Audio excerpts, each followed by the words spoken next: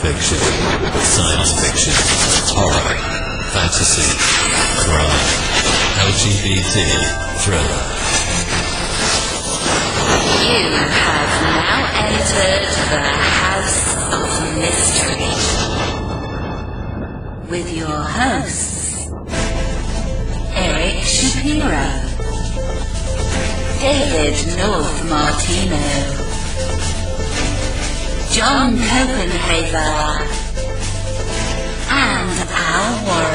Heard on KCB 106.5 FM Los Angeles, 102.3 FM Riverside, and 105.0 AM Palm Springs. Welcome back into the House of Mystery. I'm Al Warren. Joining me today as co-host Miss Jennifer Ann Gordon. How you doing? I am fabulous, Alan. How are you today? I'm delicious, as usual. Delicious. I wasn't expecting delicious, but saucy, salty. It's salty and sweet because it's Thanksgiving in Canada. The Canada Thanksgiving. Happy Thanksgiving. Yeah, turkey, gravy, and pumpkin pie. So sweet and salty. Well, while dinner's cooking, we're going to be talking to an author. He's got a new book out. The new book is called The Bell in the Fog. It's Evander Mills' book 2. So welcome to the show, Lev AC Rosen. Thank you. Hi, I'm so happy to be here, and happy Thanksgiving. Yeah. Well, I'm working on it. Jesus. So what is this? You've got this. This is the editor's pick, this new book that comes out October 10th.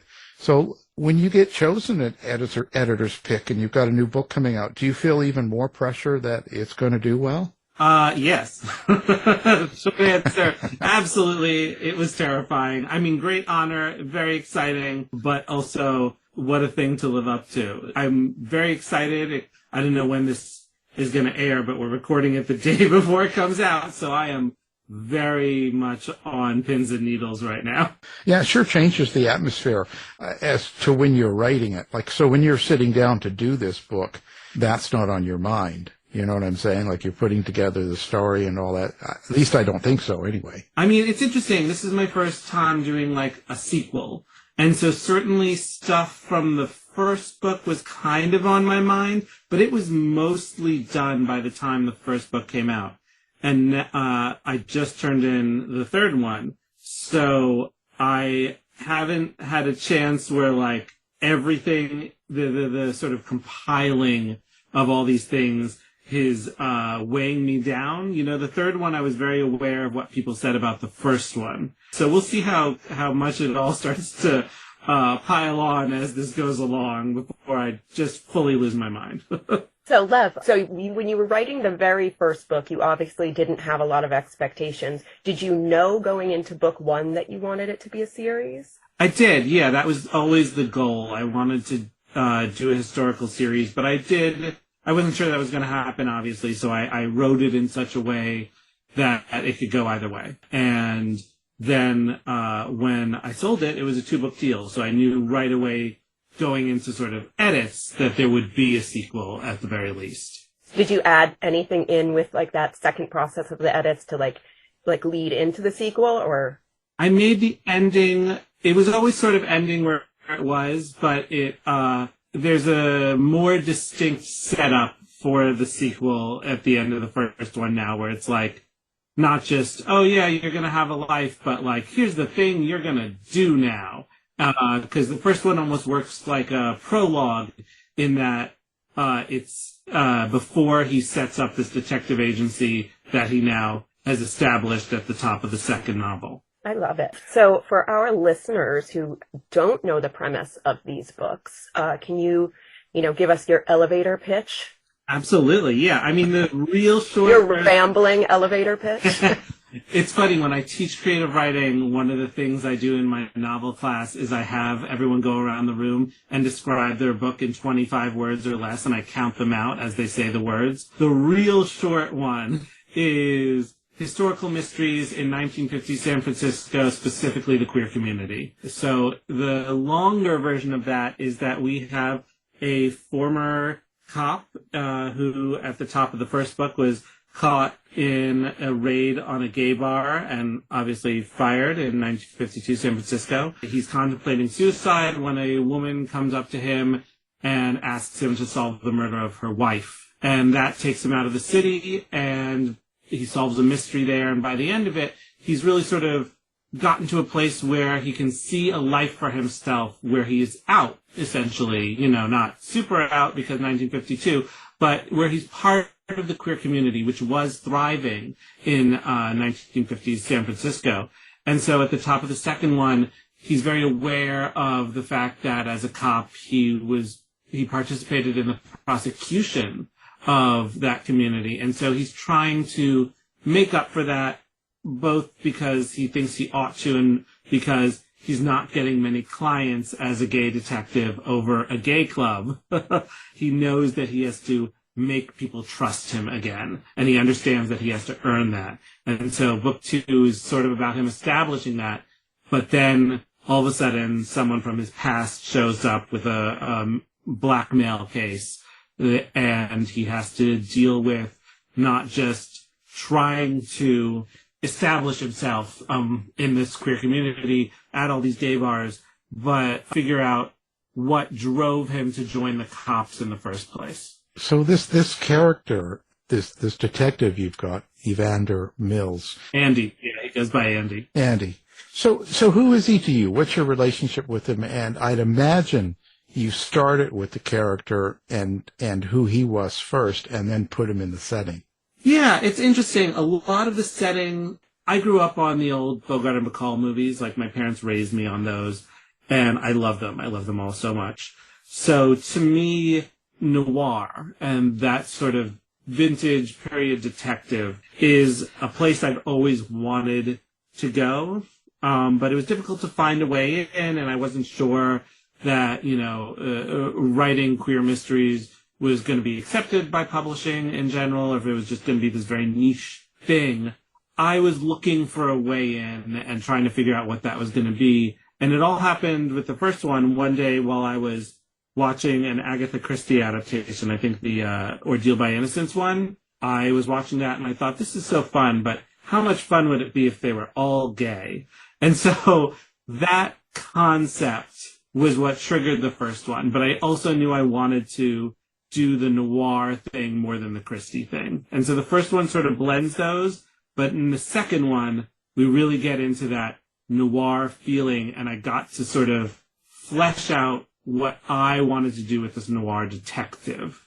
And, I knew in the first book Andy had to start sort of destroyed, and he was someone who lived a life that wasn't really a life. He lived these two separate lives. One where he was a good cop and genuinely was trying to help people, and one where at night he would go to these gay bars and find someone to hook up with and not pursue a relationship. And neither of these lives were a whole life, but he was really good at keeping secrets. And because of that, he was really good at spotting other people keeping secrets. And that was sort of his arrogance on some level, and also, his detective superpower. That idea is what brought me to create Andy's arc in the first book, where he goes from just shattered and depressed and suicidal to someone who can maybe see a life for themselves as a queer person trying to solve crime in 1952, which he never thought was possible.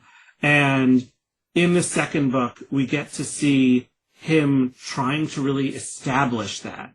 And it's someone who sees secrets and knows secrets and understands this world of keeping secrets that you had to do when you were queer in the 50s, but also really wants to sort of help people, not just in keeping those secrets, but in making sure that they can live as good lives as they deserve, the whole queer community. And in that, almost, and I don't think he's quite there yet, he almost sees and wants for himself to live this best possible life. But I have seen him described as a sad boy online, and I can't disagree with that.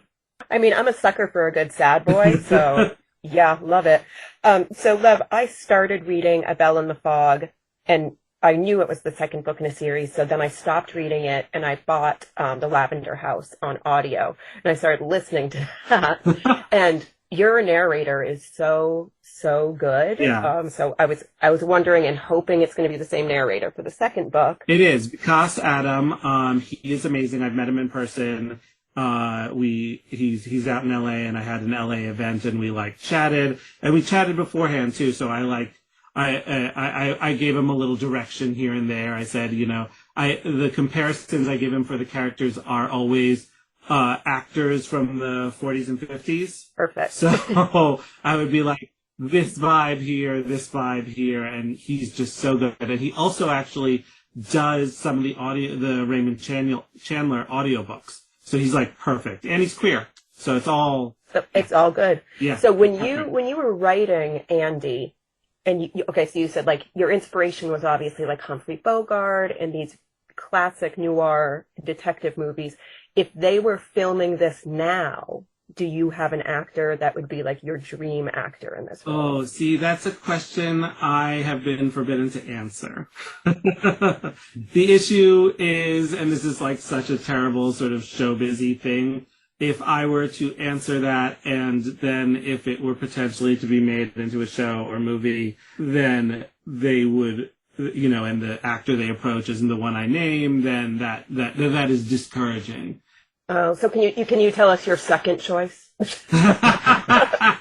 Or who you would like to see in the role the least? I can tell you how I would cast it in the 40s. So in the second book, there are some great characters. Andy's so difficult in the 40s. Bogart didn't have that sort of, he had a weariness, but his weariness tended to be more aggressive, a little angrier. So he doesn't have that sadness that I would really want.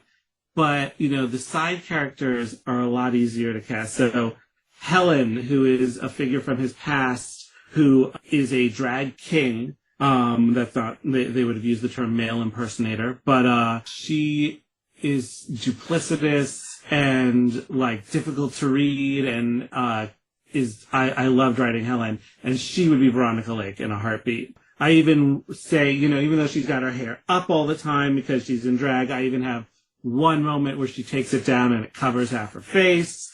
And at one point she has to sort of walk around, as a good sort of heteronormative woman. And she has the long blonde hair covering one side of her face again. So Veronica Lake in a heartbeat. And the love interest from the past, James, he is a little more complicated. I want him to be sexy, obviously, but also a little effete, if that's a word. There's something a little pompous about James.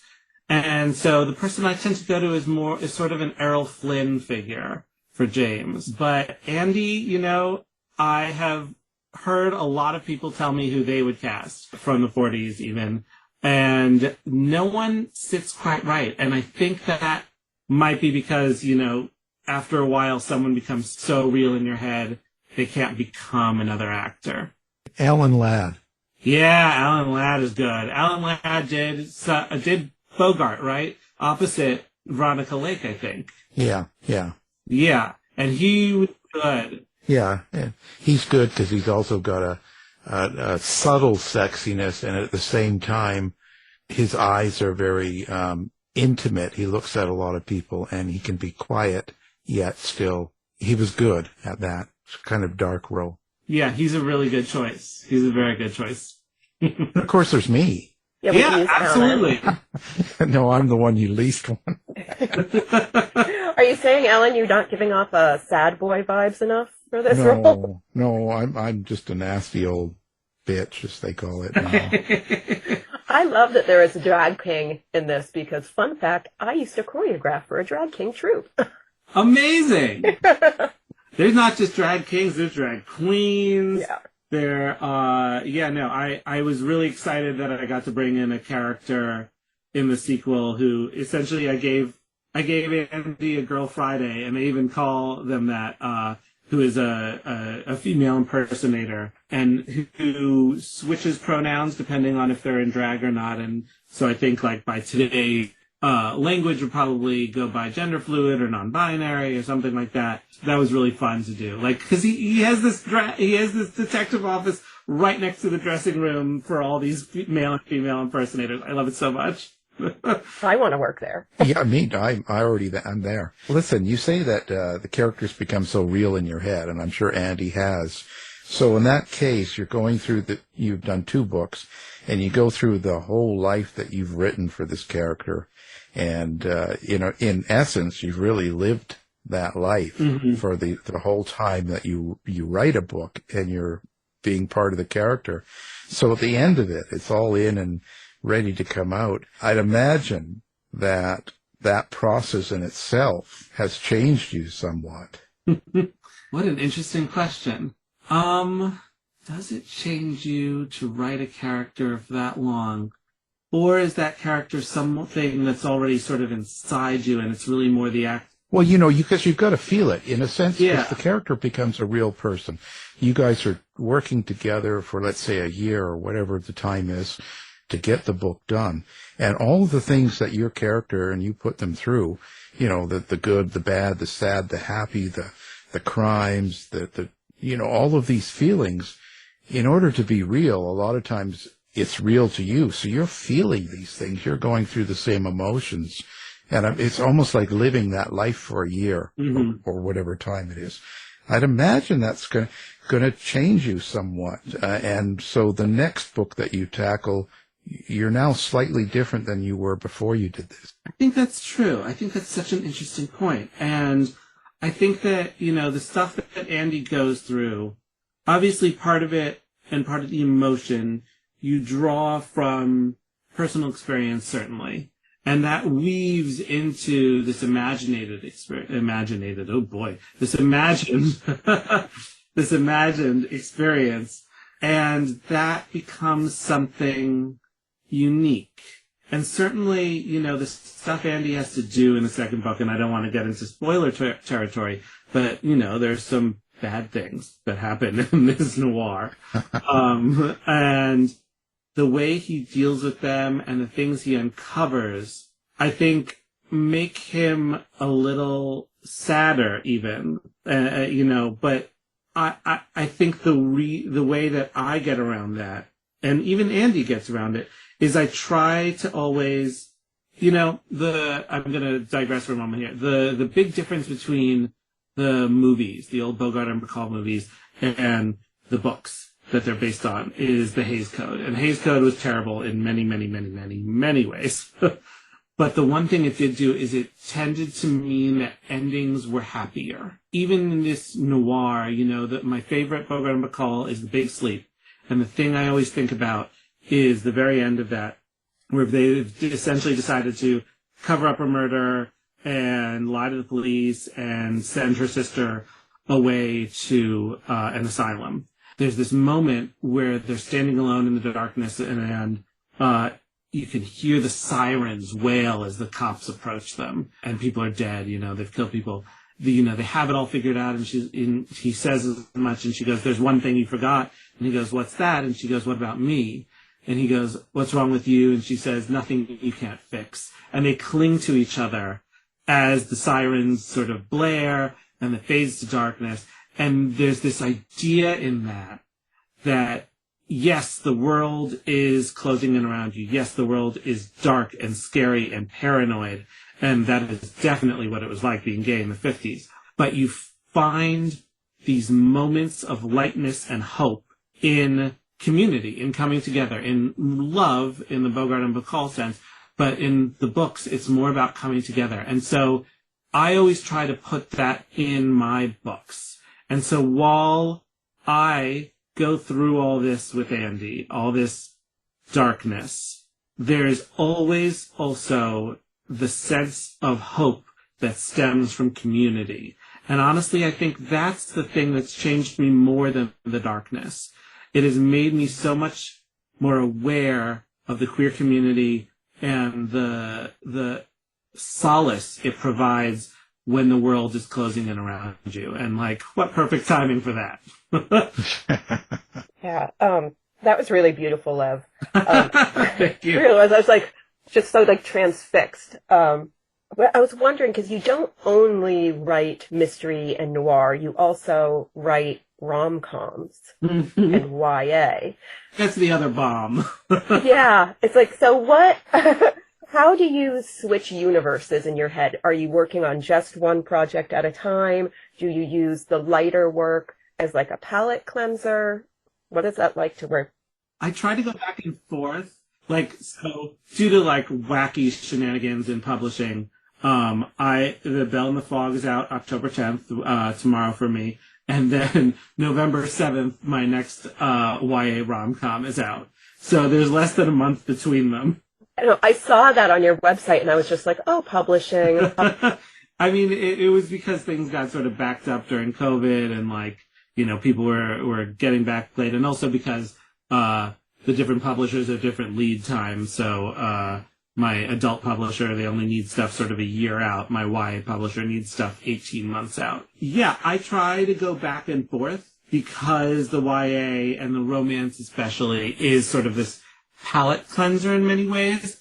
But also they both can occupy my brain in different ways because, you know, we're all complicated. We all contain multitudes. I love a good rom-com, and I love also writing them for teenagers, especially queer teenagers, who maybe haven't seen that or don't see it the way that I would want to show them. You know, my YA stuff, I try to unpack the gay stereotypes that were always sort of thrown at me growing up and humanize those people, those stereotypes, and make them like fun and wonderful and give them happiness. And I think that hopefully inspires queer teenagers to sort of be like, you know what, even if someone is throwing this stereotype at me, is sort of monitoring the type of queer that I'm supposed to be or not supposed to be, which I think a lot of straight people do, especially adults to teenagers, I get to be whatever I want to be. And I feel like adults do it to other adults. Oh, yeah, adults definitely. As a bisexual woman, I've heard many times that like, oh, well, you don't seem queer or you're not queer enough. And I'm like, yeah, no, that's weird. It's constant that people are always sort of telling you the right way to be gay. And, you know, the being able to blow that up in YA is such a freedom. And it's such a different thing because it's, you know, watching the ways, you know, in my last YA rom-com camp, I mention this bit of queer history that will also come into the Andy Mills mysteries at some point, which is the Mattachine Society, which is a pre-Stonewall gay rights organization.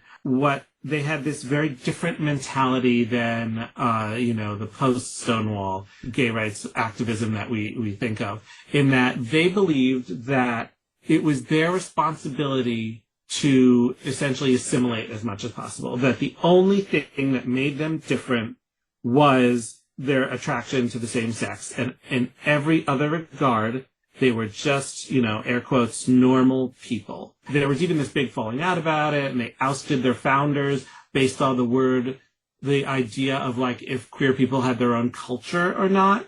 And, like, the Mattachine Society ousted their founders because they felt that they did not.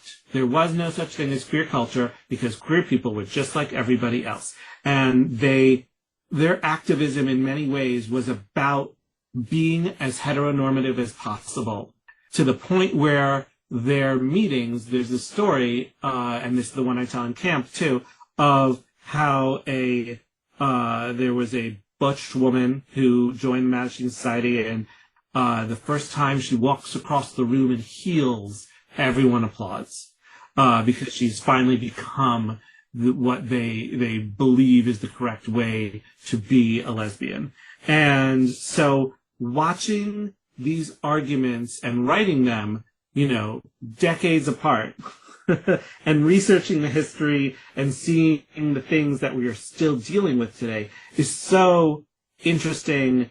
And it's disheartening in some ways, but it's also actually really inspiring because we also see the way, you know, I also see the way these things were overcome and dealt with. And yes, we're always going back to the same issues over and over again, but like, today, you look at something like book banning, And, you know, one of my YAs is very, very, very banned, like the 23rd most banned in the country, I think, was what the list said. And, which one is that? Is that Jack of Hearts? It is.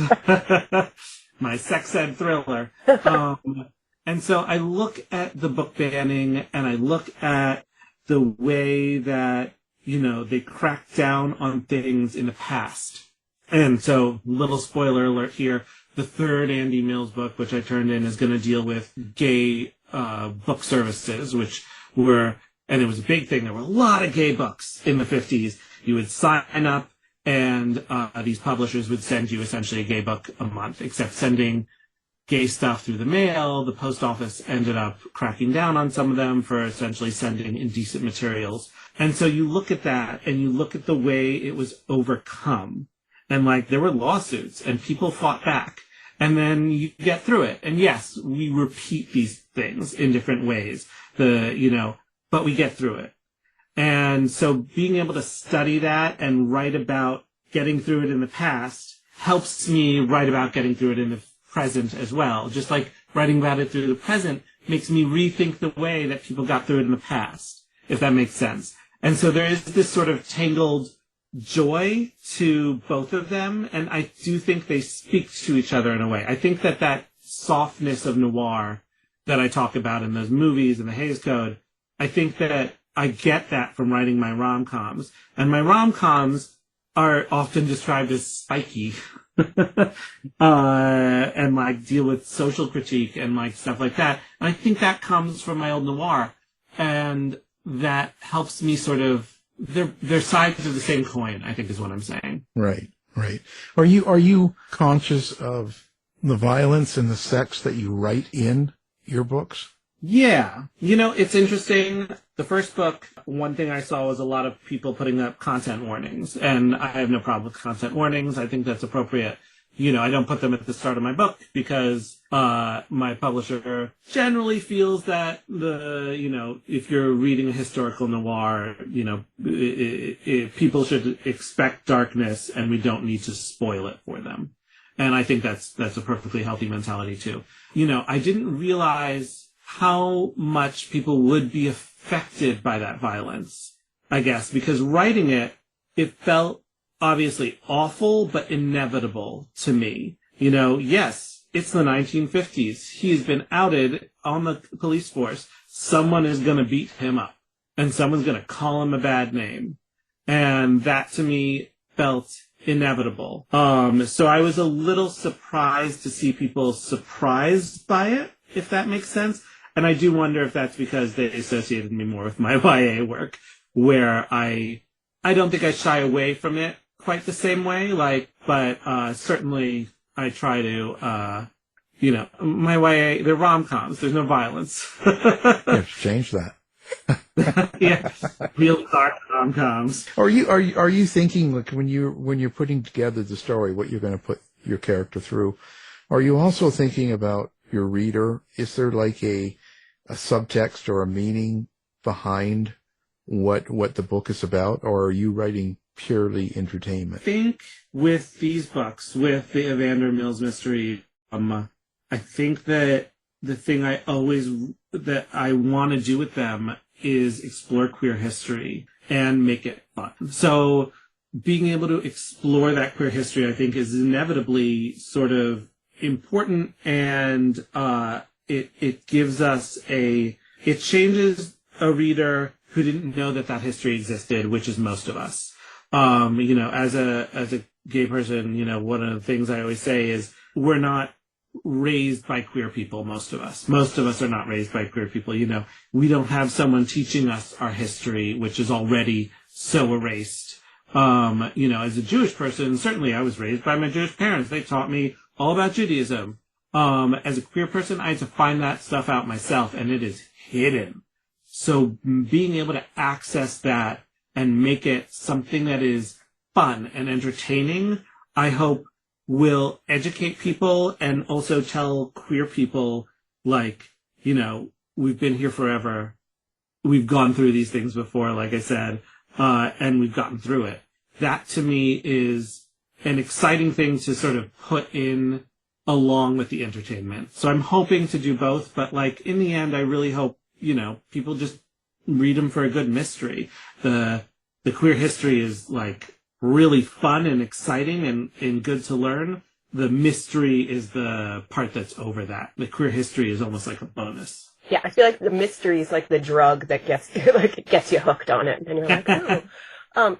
What was your research process like? Because you just mentioned the fact that most queer history is really hidden in a way. So, like, how did you, get in there? Like, where was your starting point? Like, so I am very lucky in that there is a book called Wide Open Town, and it is about pre-Stonewall queer San Francisco. It's by Nan Alamilla Boyd, and it has been my like Bible for this series. It has so much information in it. And, there are books like that for other major metropolitan cities, I think, but like just a few. And it's wild. And, it's an academic book. It's an academic history book. It's not something that someone would necessarily pick up for pleasure usually. Yeah, you're like not going to find it in Barnes and Noble on the end cap. Yeah, no, it's not even like a historical biography like my dad would read. It's something that I read in my queer history class in college. That book has been just perfect to me, and it's provided me with so much. But there are other books, and we're also in this sort of renaissance. Like all of a sudden, there's so much more queer history coming out, and it's very exciting. The third book I just used a lot it's called Buying Gay, and it's sort of the history of how things were sold to queer people and how queerness was part of that selling, even back in the 50s where they were trying to hide it. So that had a lot of information on these book services, for example. The Bell in the Fog, because there's so much of Andy's past in the Navy. One of the books I used and it's an older one, called Out of the Past by Alan Berube. I think it's Frencher than I think it is. I think it's Berube. Berube. That sounds possible, yes. I only say that because I went to like a Frenchy school, so. The accent mark is just very confusing to me. But, yeah, so that is a queer history of World War II, essentially. And the armed services in World War II. And that one came out in the 90s, actually, because this historian found all these letters from gay servicemen, sort of like someone was redoing their house, and they found this like cache of all these old letters, and he read them all, and that was like his primary source. Anyway, so that one was really important for this book. And it's interesting because that book is older. They're both a little older. I think they're both from the 90s. They were, rare, special things at the time. And now we're seeing so much more that's adding to that. So I have these as my sort of, my tent posts. And then I get to read stuff like Buying Gay, stuff by Hugh Ryan. There are all these, queer historians now that are doing great work, and they're filling in a lot of things that these books like talked about, but they were smaller details. So, they had a book to write, so they focused on the book. But now here comes along Hugh Ryan, Eric Cervini, and they're going to give me weird details. Here's like a specific thing. Hugh Ryan's last book is specifically about a women's prison in the Village and how that was this big queer activism hub. It's wild watching history get filled in right now, while also, of course, watching people try to prevent it from being taught in schools. Are you a big guy in social media? Where do people find you? Yeah, you can find me on, Instagram, Blue Sky, etc. Lev AC Rosen, no periods, no spaces, just LEVACROSEN. On Facebook, it's just Lev Rosen. I am most active on Instagram. That is where you will find pictures of my cat. That was going to be my next question. My most important question. You can always find me also at levacrosen.com. But I'm not, I should be better on social media, but honestly, I find it, especially now, there's 20 of them.